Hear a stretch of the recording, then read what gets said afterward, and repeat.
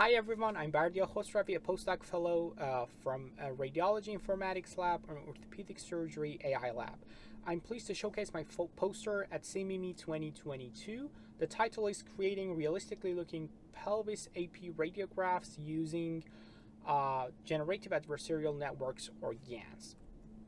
In this short presentation, I will go over how GANs work and the results of our unsupervised and conditional image generation. You can find a full poster at the SIIM website. There are some links at the end of the presentation that you can use to access the full poster. There are some details of the methodology and also how we evaluated our model using deep learning models and human experts. So how GANs work? GANs usually work with having two networks, one generator and a discriminator. The generator input is some random numbers. You can call them random noise.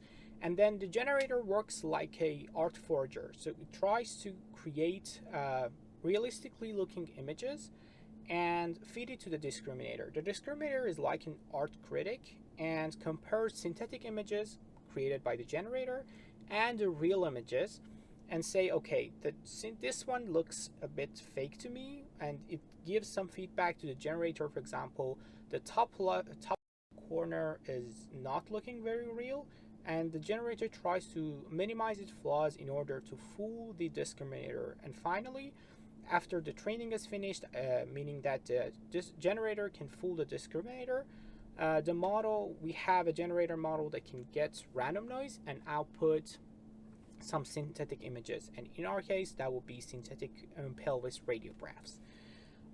So we trained our model for seeing 25 million images, and these 25 million images would translate to around 800,000 steps. You can see from steps 0 to 5,000 the model is learning to create a watercolor sketch of the pelvis, and as it goes on to the final training steps, you can see that the model is creating high fidelity images of the pelvis radiographs. Next, you can see some examples of the unsupervised image generation. For example, at the top row, you can see some real images, and the bottom row demonstrates synthetic samples outputted from the model.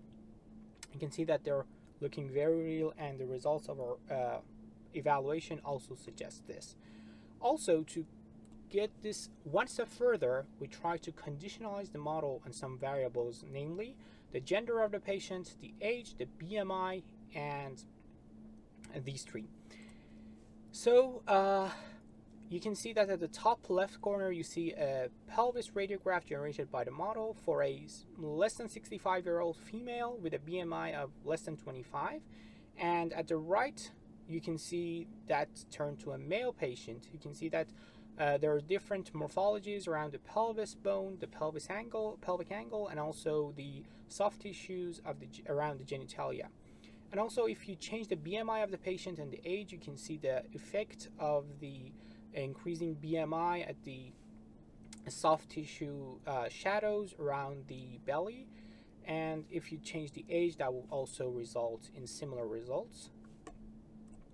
Thank you so much for your attention. You can find a full poster at the SIIM website, and I will be glad to connect with you all through Twitter and see you in future events. Thank you so much.